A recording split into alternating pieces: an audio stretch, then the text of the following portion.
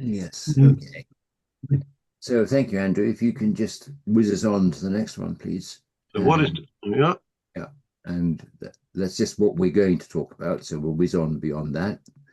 Um, so I was saying that most people are familiar with digital mapping nowadays because of Google Maps, using your sat nav in your car or the weather maps on television. But basically, next slide, please. We take an underlying base map from the Ordnance Survey and we throw layers of data on top of it. And I've just been reminded of what I was going to say the first time round, which is those of you of a certain age will remember the overhead projection systems that we used to have in the old days, where a bright light would be shined up through a transparency onto a mirror, reflecting mirror, and then up onto the screen. And if you were really advanced, you would take your felt tip pen and write on the slide as you were talking about, sort of pointing with an arrow to the bit that you were actually talking about, saying this is what we want to discuss. And you would go back to, we're way on from where we want to be, Andrew. yeah, no, it's all right. And then if you're really cunning, you would put a second layer on top of the first transparency to give more detail. And now what we're doing with digital mapping is exactly the same. You're adding layers, as many as you like, um, to get the point across that you're trying to make. Sorry,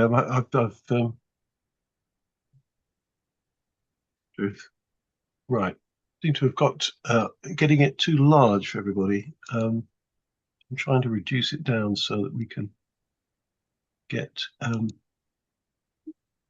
it to the right size. Doesn't fit your screen, right?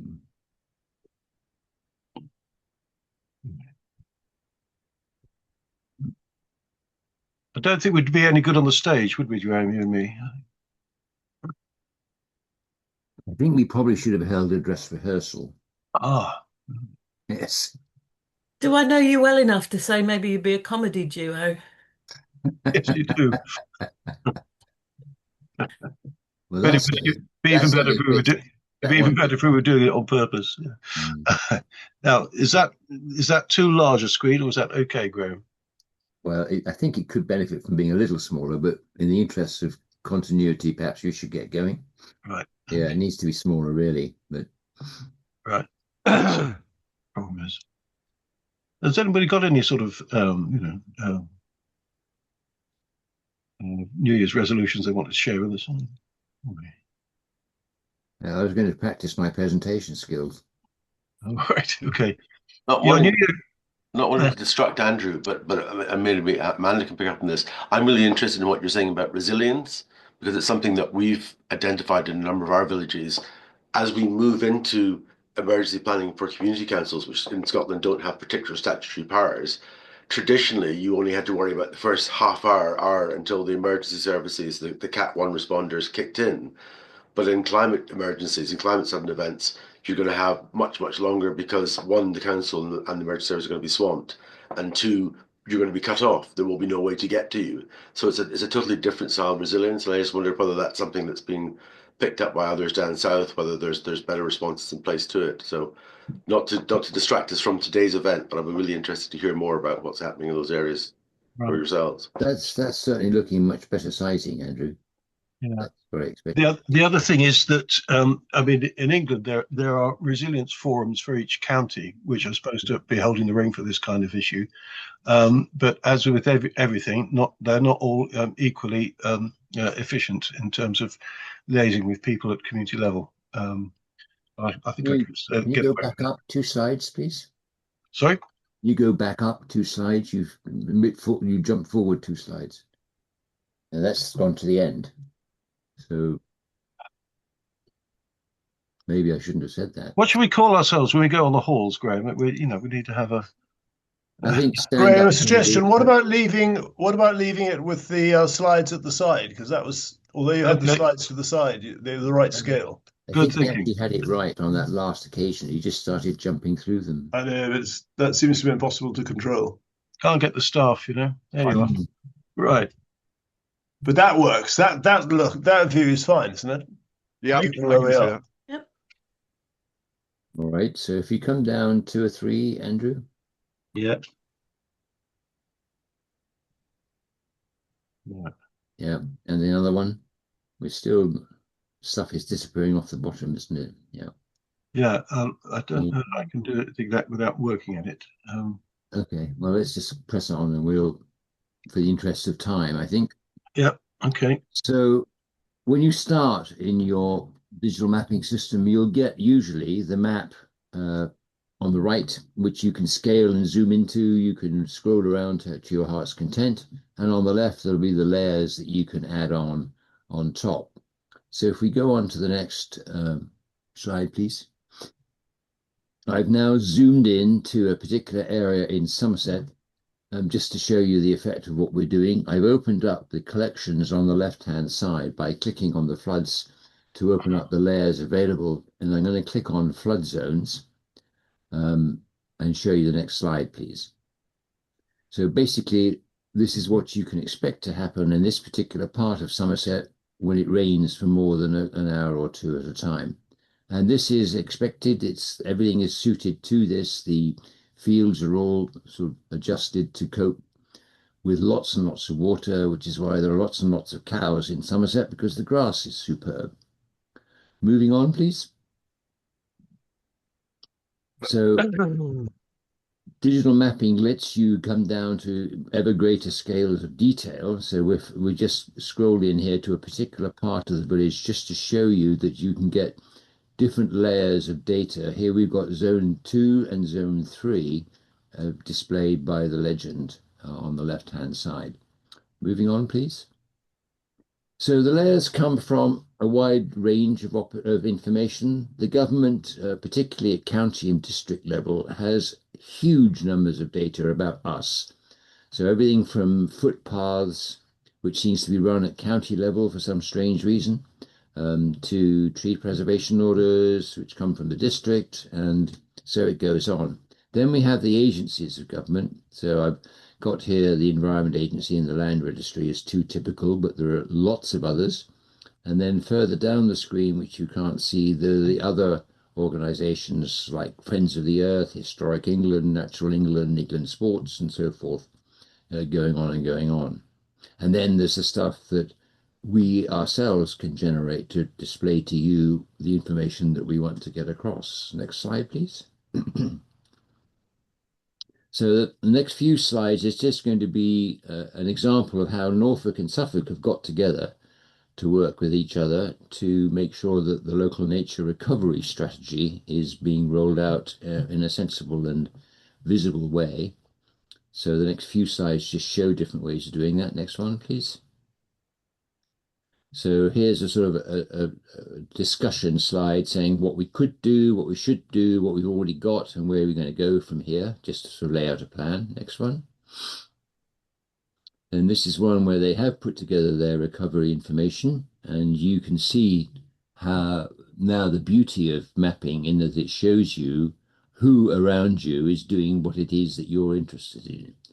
And obviously Norfolk and Suffolk have got their acts together in this particular area.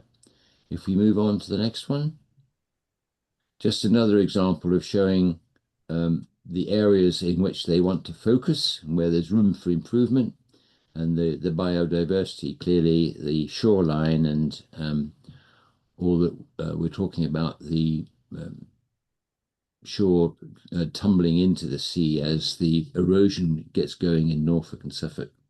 Next one. And then this is obviously another topic, but the idea is just to show you what use people are making of digital mapping. The beauty of these things is as you zoom in, you can get more and more detail that's referencing just you. So it comes down to parish level, the village level, and you can see what's going on around you. Next slide, please. And then again, we're planning here where we could be doing stuff, and then you could obviously allocate areas to projects and people so that stuff actually does get done. So I think mapping is a major tool in our armory of how we achieve projects and motion by enabling people to see what we want to do, where we want to do it, and who's going to do it, and allocate information like that. Moving on. So sorry, this one doesn't fit. We are just getting started on our mapping, and the idea of today is to give people ideas so that they can come back to us. We're using XMAP, which is a big brother to Parish Online, which is a system that something like a quarter of parish councils in England are using. We've gone for a whole country layer to start off with, just showing people that flooding map that I was showing you earlier and making that available to everybody to see. And then in the our pilot area for study of East Anglia, we've sent out 2 surveys asking for information to come back. And we're showing you later on in this demonstration how the answers look and how they can be useful to people. And then the last line, which you may not be able to see, says that this is all published in the knowledge base and it's accessible through the website. And the next slide shows you where to go. So on the website, under the About This Project or About the Project listing, there is a heading for digital mapping. And if we click on that, next slide, we come to an explanation of what it's all about. If you click on the mapping menu, you're going to be taken straight to the maps. And there is a slide, a link there to take you to instructions on what to do if you've not ever seen this stuff before. So here, under the environment, there is the floods menu that I mentioned. We've already seen that. So I'm moving on to activities as a presentation of what you can do. The system will default to showing you the entire UK to start with. And we're going to scroll in onto East Anglia because that's where our survey, well, hang on a second, can we go back? But I just wanted to point out that there is the facility to jump directly to anywhere that you wish to go to if you know the postcode. The postcode really scrolls in or zooms in on the area. So in order to see what's going on, when you've entered that postcode and clicked on it, you'll probably need to zoom back out again to see what's going on, but otherwise we're fine. So if you could go into the next slide, please, Andrew. Okay, we've zoomed in to our East Anglia area, and up on the left-hand side, there is a little box called Parish Projects in this case, but that's the layers box. And this is where we select what we actually want to see. So this particular slide is just showing the Ordnance Surveys map of East Anglia. If we click on the layers, which is the next slide, you'll see it opens up to show you all the layers of data that we've recovered in our first survey. And then you can select any one that you like to show what's going on. If we click on the community allotments, next slide, then it immediately comes up with the people around this area who are reporting that they're working on community allotments. So plenty of them. But if you want to see something else at the same time, we're going to say, why don't you move down to, say, repair cafes and go on to the next slide. And now you see the 2 layers being presented on top of each other. To get more information on any one item, you can just double click on it. So we're going to go to the repair cafe in Whittlesea. Next slide. And it comes up with a choice. Do you want to go into community allotments or do you want to go into repair cafes? This only happens if there are 2 entries of data in roughly the same area. So it just wants you to confirm what it is you want to do. Since we're going into repair cafes, we'll click on that. Next slide. And then you get a pop-up box which contains all the data that we've collected that we think should be published. Now, this is a scrollable box. You can't see it on this slide, but if you move to the scrolling button, you can slide up and down to see all the information that's available. At the moment, in the first survey that we did, we didn't make it clear to everybody that the data would be published, and therefore we didn't state that the information needed to be cleared with owners in terms of their personal information, whether it was email addresses or whether it was telephone numbers. So you'll see that in this early survey results, we are a bit sparse on the information because we hadn't got everyone's permission to issue it in terms, in accordance with GDPR. So we've changed that in later editions of the survey. So that really is the end of the presentation of what's available at the moment. In summary, you can show or see what's going on around you. You can zoom in to a particular area. You can zoom into each individual feature to get the details that you need, like to whom do I contact to find out more about this or to work together with people.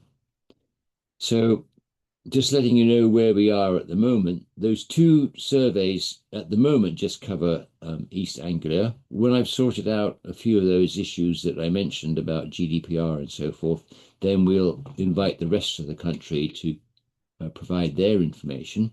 If you'd like, you're not in East Anglia at the moment, or you didn't take the advantage of filling a survey, I'll attach the blank survey sheets to the wiki version of this when we publish it, and you'll all be able to have a go at sending your data should you wish to, because obviously the more that we get, the more people will find this useful and the more may be inspired to send us their results as well. What I've done on the future stuff is, sorry, can we go back, Andrew, is to say that the filling in the data on your end implies that you've got permission from the individuals to publish their data. So if you don't have the information, please don't put it into the survey.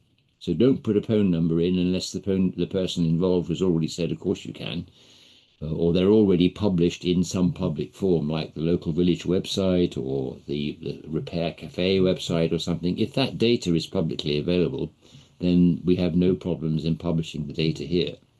And by putting the data into the survey, I'm asking you all to appreciate that that implies that permission has been granted by the individuals concerned. And then I've just gone on to say at the bottom that I got some thoughts about working with XMAP and Parish Online, because so you can understand why we've chosen to go down this particular route. So next one, please. Yeah, I'm sorry about the sizing here. So the arrangement of working with XMAP is that it gives us the opportunity to refine hugely the data that we're presenting to people and sharing with people, because the XMAP that we're using is the big brother to Parish Online. And Parish Online, rather as its name is a giveaway, was designed specifically for parish councils to help them in their day-to-day work. And hopefully there's been a little idea of what you can get from working with Parish Online in terms of data that you no longer have to recreate yourself because somebody else has already done it. And Geosphere, the manufacturers of these products, have agreed that if we can demonstrate that the data we're collecting and showing in XMAP is of sufficient interest to a sufficiently large number of Parish Online users, then they will transport it into Parish Online for those users to see. Just a point to those of you who are trying to work out devolution and trying to work out how to make yourself more efficient and more effective. There is the most cost-effective way of obtaining Parish Online is getting your county to do it for you. And the most wonderful example that I can give of this is Bath and North East Somerset, who have a GIS department, and they were being plagued by parishes calling up and saying, please, could you tell us a footpath that will take 15 minutes to walk around with somebody who's got a wheelchair and so forth. And they came to the conclusion that actually it was much more cost effective for them to buy a copy of Parish Online for every single one of their parishes, to issue it free to the parishes on the condition that they stopped calling the GIS department because they wouldn't answer their phones any longer. And then the agreement from Bath and North East Somerset, if you will, the quid pro quo, was that they would export all their data that they had to the parishes, so the parishes could then choose what they wanted to see.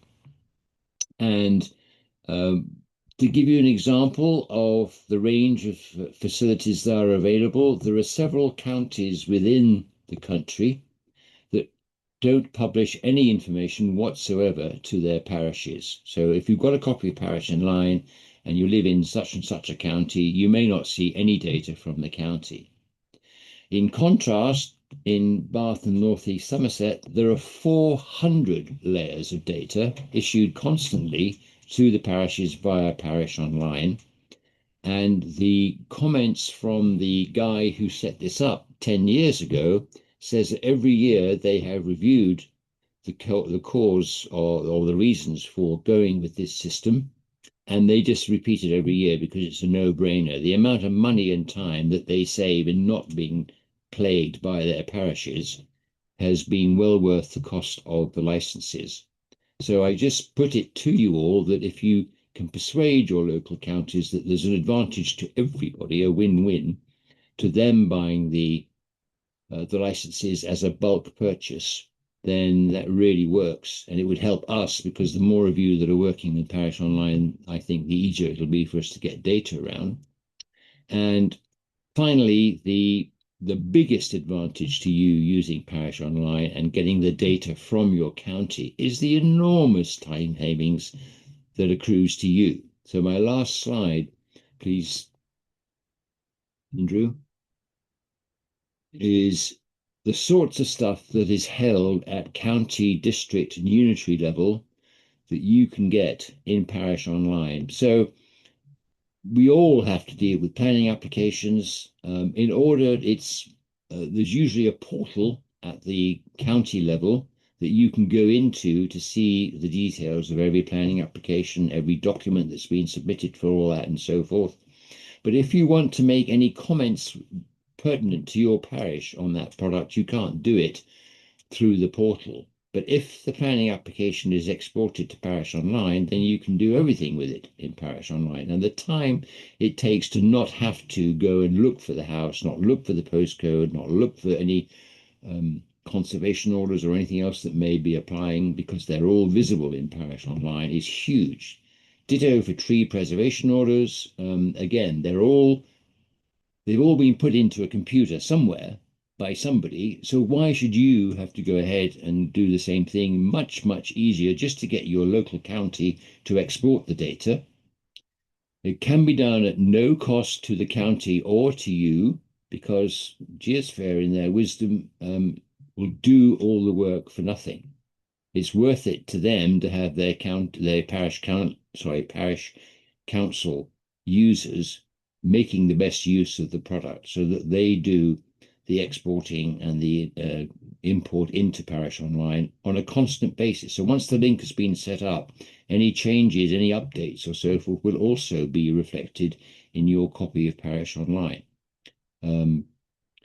So this is really my argument to say, could you please go to your council people? And there's I'm doing a presentation on Friday this week on how to do that. So if anybody is interested, I'll put the link into the into the chat in a moment. And then people can come along and find out how best to get the data from their local councils into their local mapping system so that they save a huge amount of work. And I think I should stop there and ask Andrew if you want to add any comments to the presentation. And you're currently muted. Here we go. Many, many thanks for that, Graham. Yeah, I mean, fixing the presentation before it gets posted is straightforward, and I can help with that. The only thing I was going to add is whether if people wanted to see our own mapping on the website from the website live, then that's possible. I could show that to people in a minute if we want to see it being played with live. But back to the hands in the air, and Peter, I think you've got your hand in the air first. Yeah. Okay. Yes. Graham, or maybe Tristan, that's kind of can better answer this. Graham, you saw that, or we saw that Norfolk and Suffolk's local nature recovery plan. You made mention of it. Has Parish Online been able to import all the data from that into Parish Online? We haven't even asked them for that information, Peter. So if you're saying that you'd like to see it, then No, I was hoping you would say yes, you have been able to import it, because then I would say to Cambridgeshire and Peterborough, who've also got a local nature recovery strategy plan, which has been now being published, that because one of the biggest issues with these statutory local nature recovery plans and strategies are it's a fixed feature, and there's currently no plans to update those. So if all that data can actually be put across onto Parish Online, it will make it a lot easier, because Cambridgeshire, as some of you will know, has it's distinct from Cambridgeshire and Peterborough. I mean, Cambridgeshire will has a local nature recovery from the ground up project, and I think I managed to persuade Cambridgeshire to at least buy in licenses, or I believe they may be free for the 16 sorry, for the 25 initial parishes which are actually involved in that particular project. I gather a deal has been done, but how watertight that deal is, I'm not quite sure. Tricia, it probably supersedes my attempt in as far as East Cambridgeshire is concerned, in that respect, because I'm very much involved with the nature recovery from the ground up project in Cambridgeshire, yeah. That sounds good.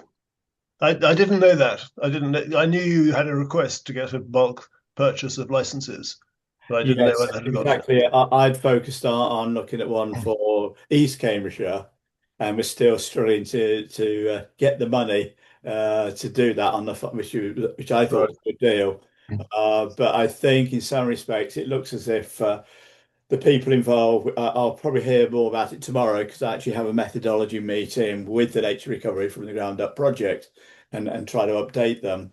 I suspect they may be calling upon somebody like Graham to do some training related to this, but I may be wrong on that one. I won't interfere with their negotiations they've been having at Yeah. this stage. Peter, you actually But raise a point which ought to be of interest to everybody, Peter, which is that Parish Online is very secure. The data that you put into it from your parish is only visible to other people who have an access to your particular copy of Parish Online. So when you ask me, has Norfolk exported the data to Parish Online, as somebody who is not in Norfolk, I have absolutely no way of finding that out from within Parish Online. Obviously, I can ask somebody, but I don't know who's got what. I don't know what you can see, and what, because it'll be different from what I can see in Parish Online, because we're all different.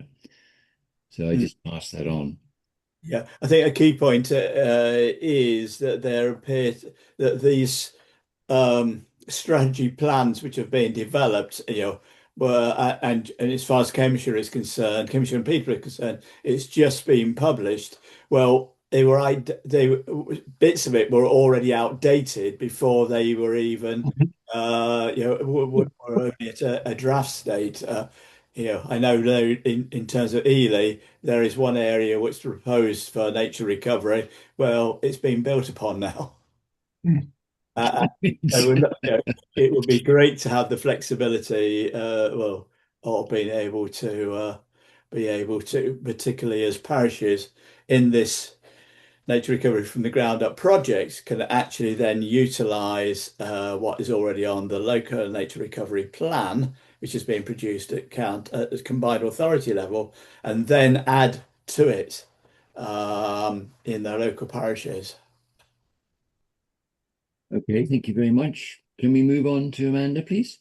Yeah, I've got my New Year's resolution you asked at the start was to avoid procrastination.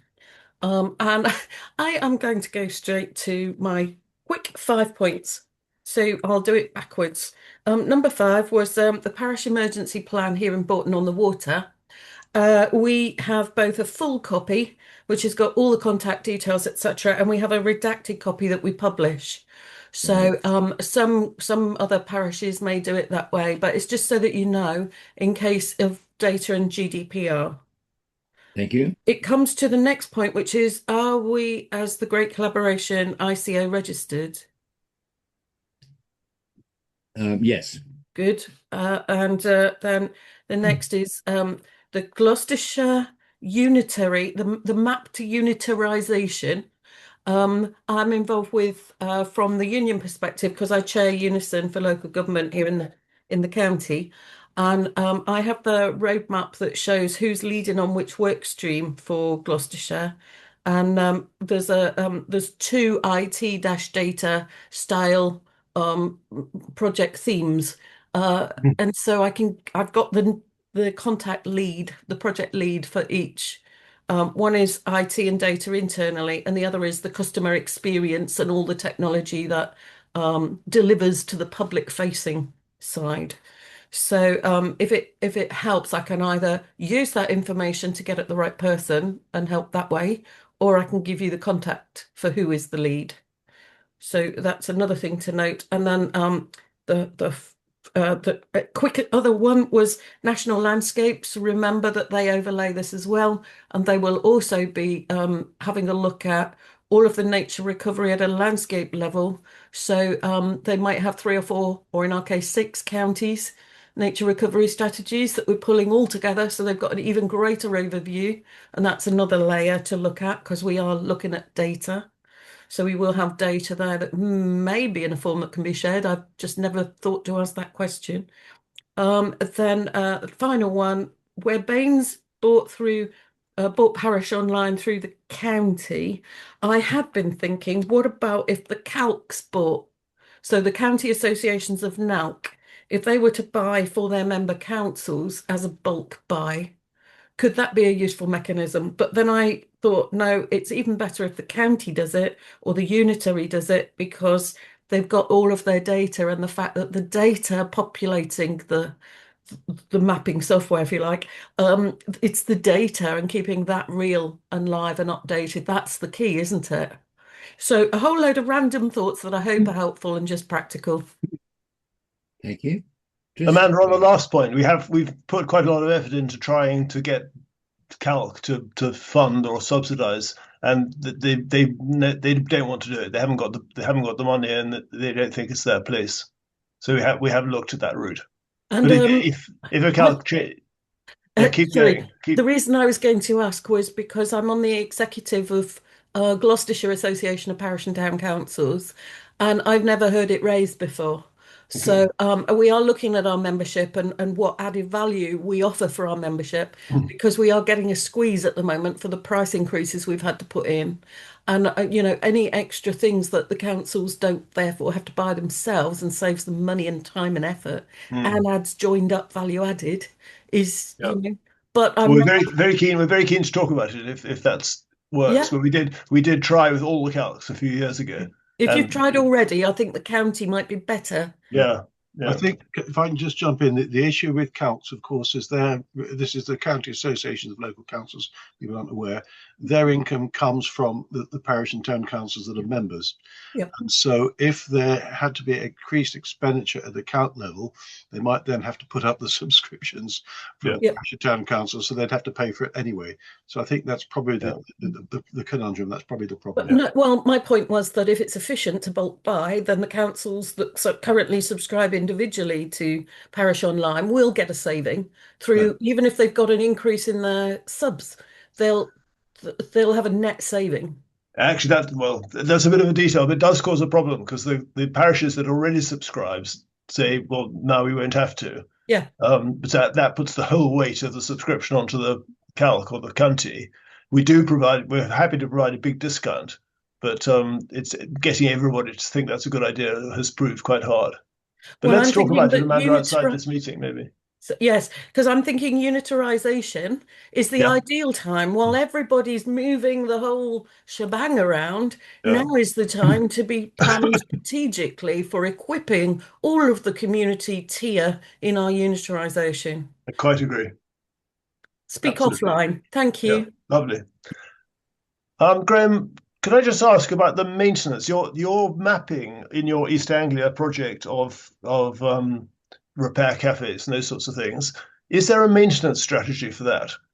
So if I run a repair cafe and we change the opening times, can the repair cafe go into that map and make a change, or does that have to come through you? At the moment, everything is coming through me because, as you know, we're doing it in XMAP and nobody else has an account to that. But all may change when the finances improve for a start. Yeah. So I think that's quite an issue to do two surveys. The danger of that sort of map is it every year it'll get out of date, and you've got to work out some strategy to get people to update it or to review that it's right. Well, it's another good point for why everybody should adopt Parish Online, because then they can all do their updates automatically. So maybe the government should buy it for everybody. That's certainly a right idea. We tried that too. Boom, boom. You did say you're a unison leader, didn't you, Amanda? Yeah. Graham, the other question is: all that data is available through the Great Collaboration website, through that public map. Yes. Do you see a particular advantage for parishes, individual parishes, have that same data available through Parish Online? Oh, absolutely. But then that's what we would is an ongoing discussion with you on how much data do we gather within XMAP for it to be worthwhile for Geosphere to move it into Parish Online. Yeah, we'd be in principle, we're very happy to have it in Parish Online, provided it's we think it's maintained and it's useful. Exactly. Yeah. Okay. Thank you very much. Well, thank you for your presentation. Very useful. Okay, and moving on to there is somebody, Rob Cheeseman. Hi, thank you, Graham. Thanks for the presentation. Apologies for the basic questions. Some of the discussion just now may have answered my question without me realizing. I'm struggling to understand technically the relationship between the data that we in a locality might provide to you to go into XMAP and the same data that might go into Parish Online were it available. And is there a relationship, or is it essentially two separate data sets, if that makes sense as a question? I think it only applies if you've got somebody entering data into Parish Online locally, which is different from the data that you're providing to us through the survey reports. Okay. But yes, I mean, one of the beauties of having everybody on Parish Online would be that there wouldn't be the same need for double entry. You can enter the data straight away in Parish Online and it would be available for everyone else to see because Geosphere would set it up as what's known as a collaborative layer so that everybody can see it. By and large, what you put into Parish Online cannot be seen by any other parish or even any other county or anyone. But if you put it into a collaborative layer, then it would be visible to everyone, such as we're doing at the moment through XMAP on the Great Collaboration. Right, I see. So that issue of maintenance will be resolved if parishes are maintaining their own data sets. Absolutely. Parish Online. But in terms of those collaborative layers you referred to, might that include, for example, Environment Agency kind of national flood maps, that kind of data set that would be useful to parishes and they have no need to enter themselves because it's already available?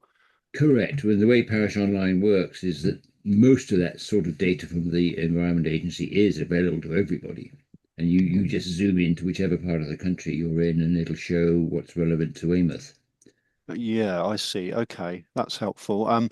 Can I ask? Rob, can I just emphasise? We're in Parish Online. We're very careful not to try to add data to existing national data sets. So what we do is we go into the Environment Agency database on a weekly basis or a monthly basis, fantastic. whatever's appropriate, and keep that data up to date. But we don't, if there are mistakes in it, we don't correct them because it's not our data. So we're just acting as the publishers of that data on behalf.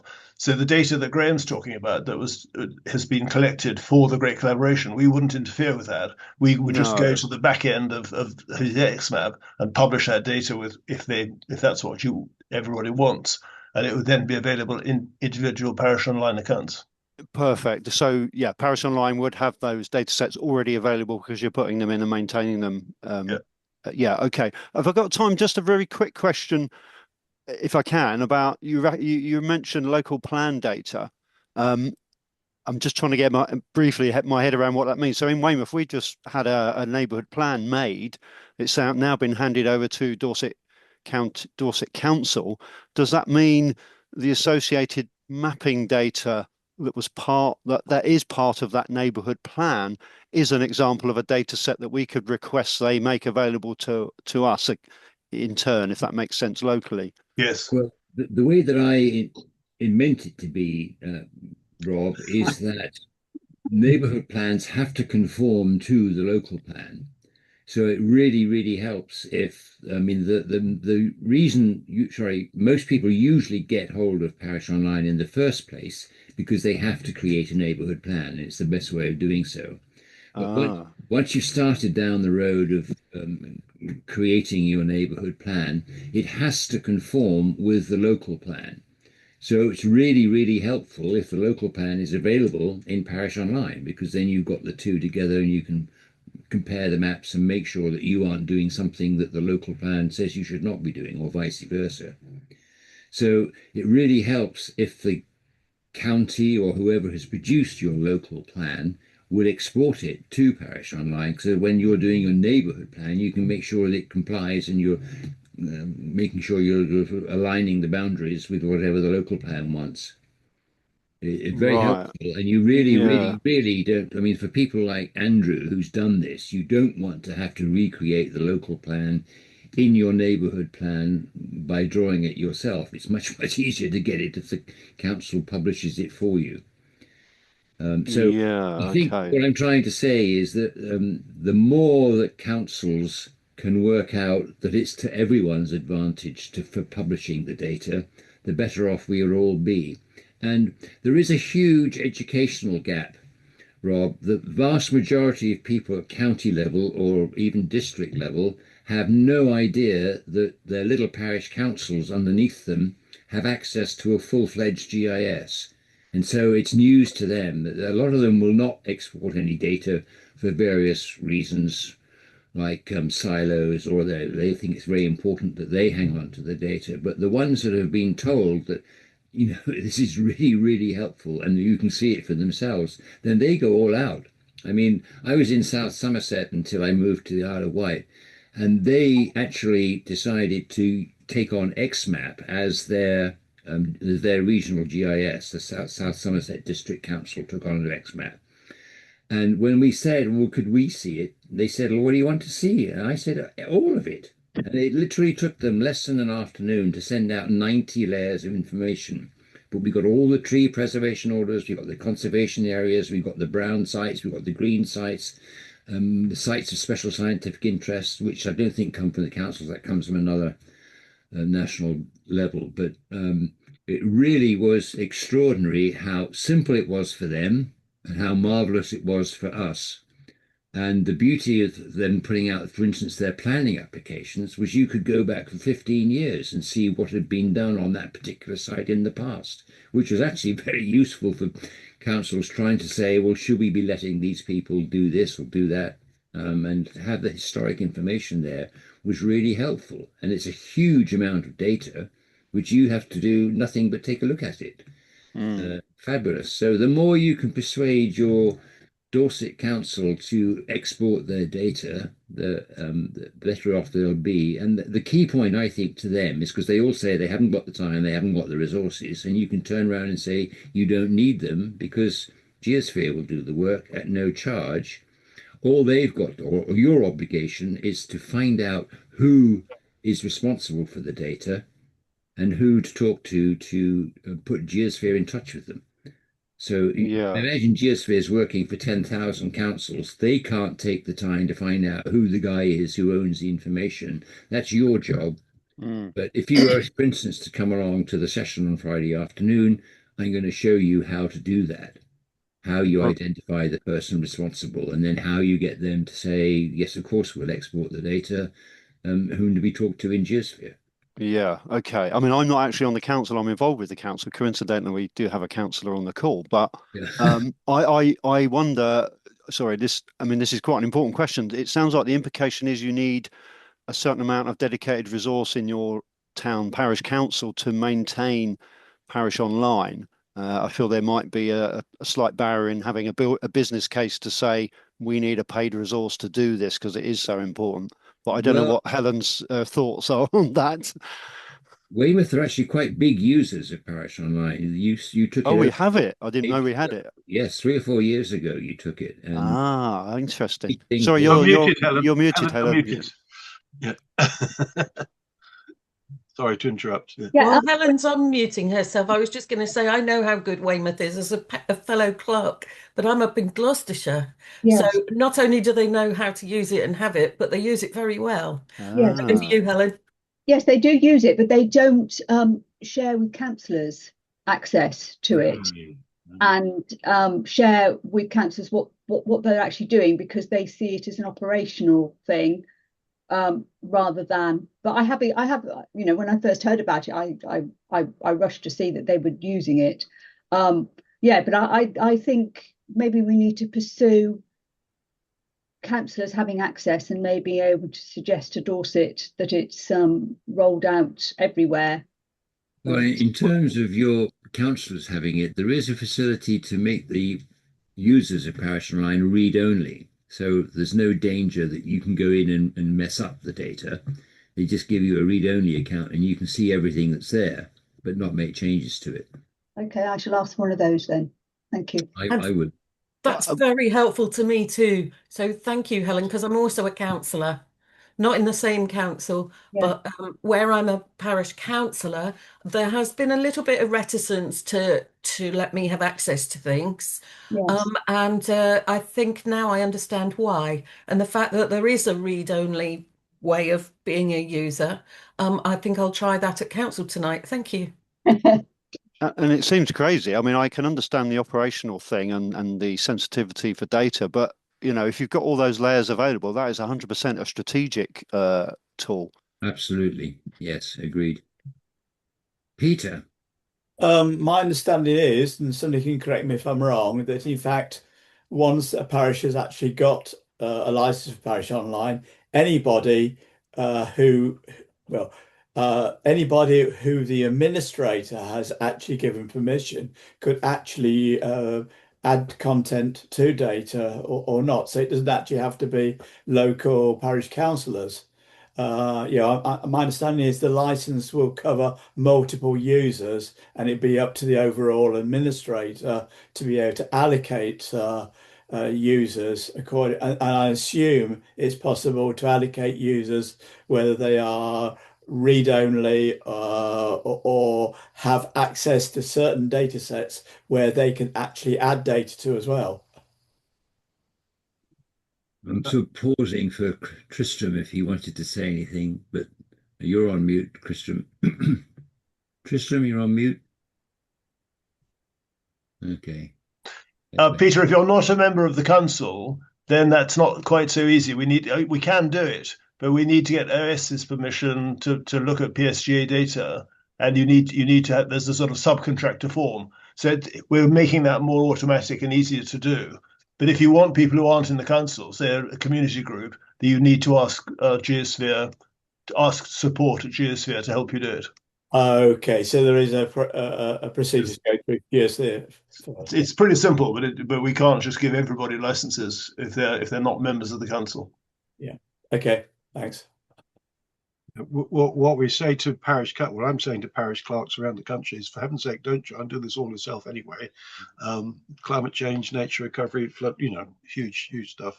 Get involved with your local residents. You'll find all kinds of experts locally. And in past conversations, Graham and I have been talking about this and say, yes, there needs to be somebody within each parish that has some kind of overview of this, but it doesn't necessarily have to be the poor old busy parish clerk. And the more examples perhaps we can show of that, then the better.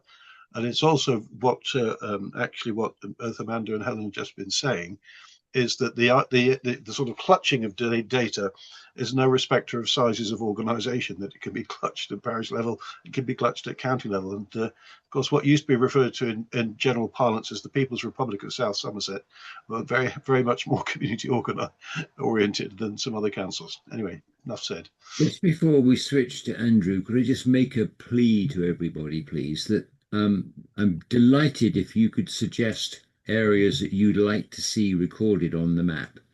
So just because we've set out sort of the first 20 or 30 line items, there's no reason whatsoever not to have ideas that you want. So if there's something in your area or something you think would be useful across the country, please just let me know, because we can tailor the surveys to cover any sorts of information at all. And we just come up with the first few as an idea to get started, but beyond that.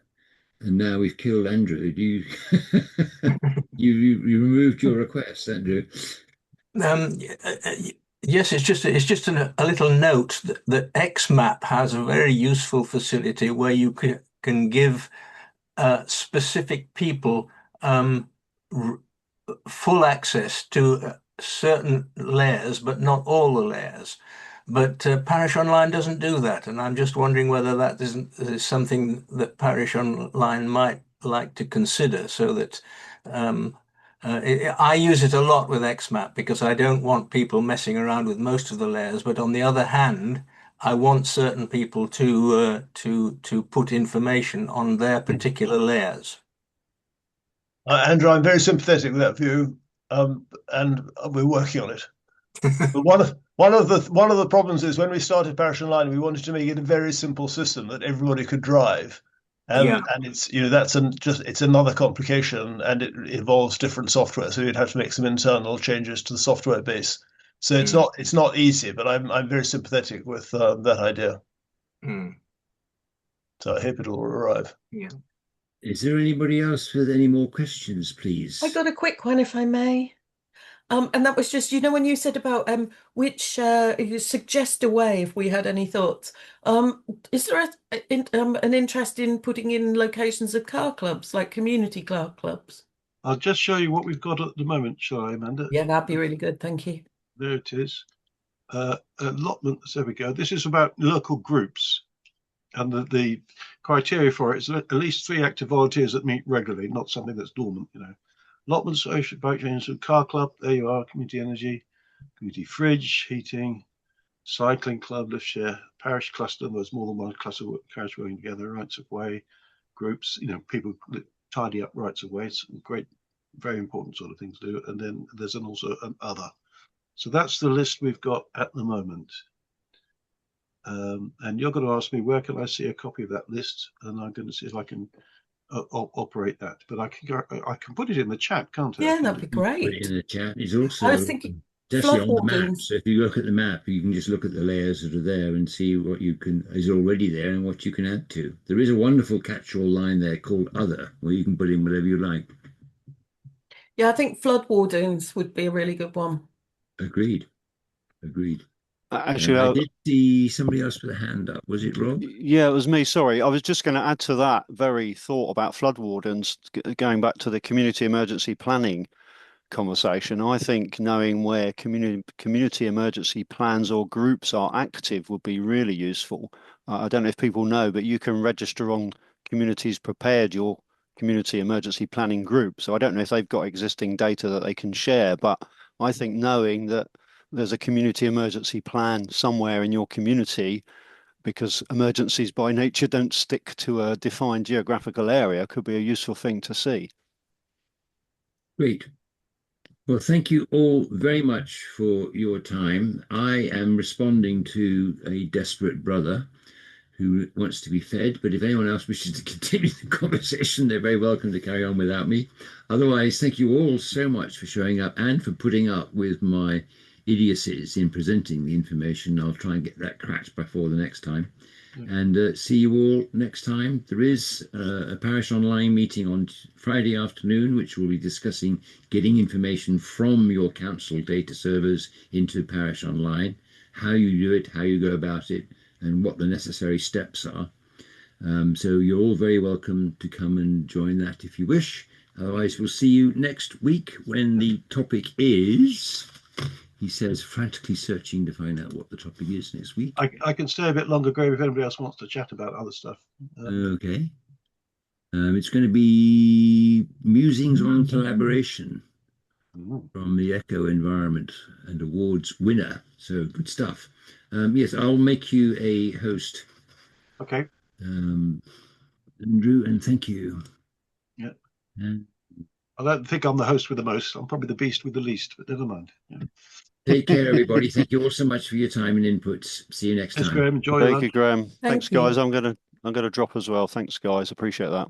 Yes, great. Thank Proud you. of Weymouth. My grandparents lived in Weymouth, so Oh, lovely. right. Yeah, lovely place. Thanks, guys. You're mute again, Helen, unless you were saying something. Yeah. No. Sorry. Bye, Rob. See you later. Before everybody's gone, the Zoom on Friday, could we have an email link? Then I can forward to it to our town clerk, just in case she's not aware of it and there is any data we want to get from Dorset down to Weymouth. Right. I'm just copying it, cutting and pasting off there. So if you want to put your email in the chat, Helen, then I'll send it to you straight away, because you're my friend. Yeah. Yeah, sometimes, Helen, I find that when a link is put in the chat, by the time I tried to cut and paste it, the meeting's ended and off we go, and I've lost it. So I think I'm in the habit now, because I come every most weeks, of just grabbing it quick, copy and paste. Yeah. I also press the button which is save the chat. That's brilliant. Which I also use. Let's see where. Okay, cancel. Yeah, I don't get to Weymouth as much as I would like to, but very fond memories. Is there still the grandson or the great grandson of the original artist doing the sound? Yeah, he has there's a whole new exhibition thing at the end of the town now that's a sand sculptors thing, as well as the thing on the beach, which is still going strong. Yeah, because it's I mean, obviously the sand in Weymouth at Weymouth is particularly good for sand sculpturing. They have an international sand sculpture festival here now. Oh, yeah? People come from other countries to sculpt things. When is that? Well, I don't know, actually. I just know it happens. It's just one of those things that pops I'll up. look it up. Let's go along and have a look at. They hold it in the facility, so they actually take the sand from the beach and they put it in this enclosed, covered area, marquee type place that's there permanently. And so, because I think that's part of the thing about our weather, that you have anything, any sort of beach thing, it's bound to rain on you. But yeah, they do have international sculptors come and do work and stuff. It's great. But I'm going to have to go because of the doorbell. But just to say, Gloucestershire's digital data lead is Alistair Cunningham. Andrew. Okay, I'm going to put that in my own chat. Alistair Cunningham. Cunningham. Okay, I'm away now. Thank you very much for all the work on this. Thank you. It's been very useful. We're getting there. Yeah. And I'll come to the same Weymouth again soon. Yeah. My father would. Yes, he's gone.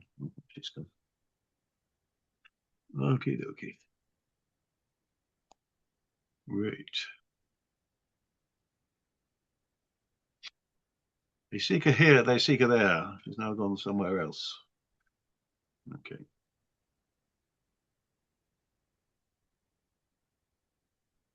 Okay. I'm going to close this down then.